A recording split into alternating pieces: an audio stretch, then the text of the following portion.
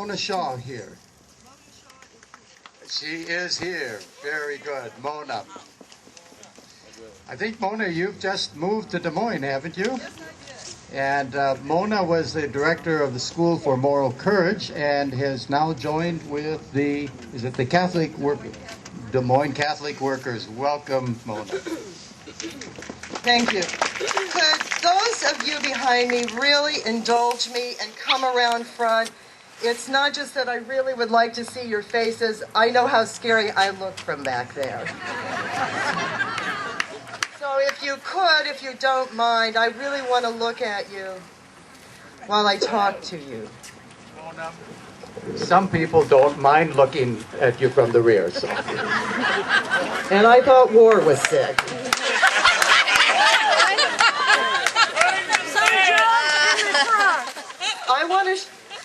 I want to look at you because I want to share something with you that I would like to be able to sit next to each and every one of you, honest to God, and talk to you about a nightmare I've been having for about a month. And I've saved it for tonight. I haven't even told my own son about it, who's standing right here with the American flag. I have been awakening every morning for about 6 weeks after a dream. And in this dream, my kids, and you can see they're not little anymore, and neither is his younger brother, are 6 or 7. And I'm in a hospital corridor.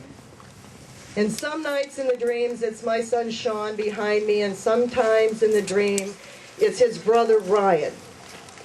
But in the dream, someone has set my child on fire. And someone has cut off my child's arms. And in the dream, this is a real thing, and I'm going out of my flipping mind. And I'm screaming at the top of my lungs, and I'm completely losing it. Who did this to my kid? And I keep screaming it, and I wake up scaring the bejesus out of my cat. And I started wondering, what in the world is going on with me? Is it the move, the impending move? Why am I having this recurring nightmare about my boys? And then I realized it's not about my boys. As much as I've worked for peace, as much as I love peace, I realized this war for me is still theoretical. That what I did in that dream that I got to awaken from, 1 million mothers are doing while we're standing here, and they don't get to wake up from that nightmare. It's real. Each of these coffins could hold a real Iowan whose mother has held a folded flag because she'll never get to hold that child again.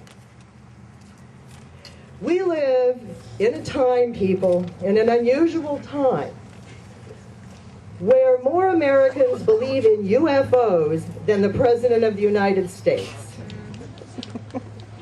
And don't laugh, because more people believe in the President of the United States than believe in Congress. And why should they?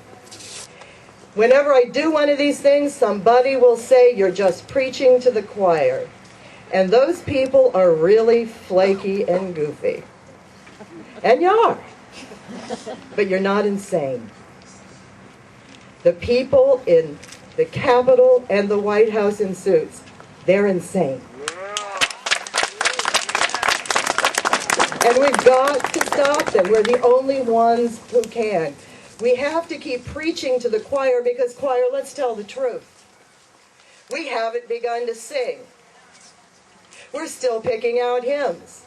We're still practicing hymns. We're still deciding what color of robes we want to wear. While the bodies are piling up beyond us. We're not seeing them yet, and we're not really feeling them yet.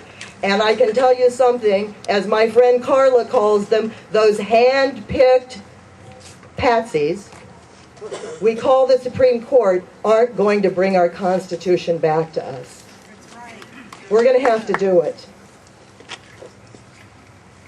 The next time you feel like you're overwhelmed as the bodies pile up, when you feel like you've got to keep your job or keep your status or not look so silly or foolish or hang out with these creeps or work for that Democrat or that lesser of two evil, instead of doing like Renee did with Harkin last week and getting on your hands and knees and say, please, Senator, don't vote for another dime of this war. Think of this story.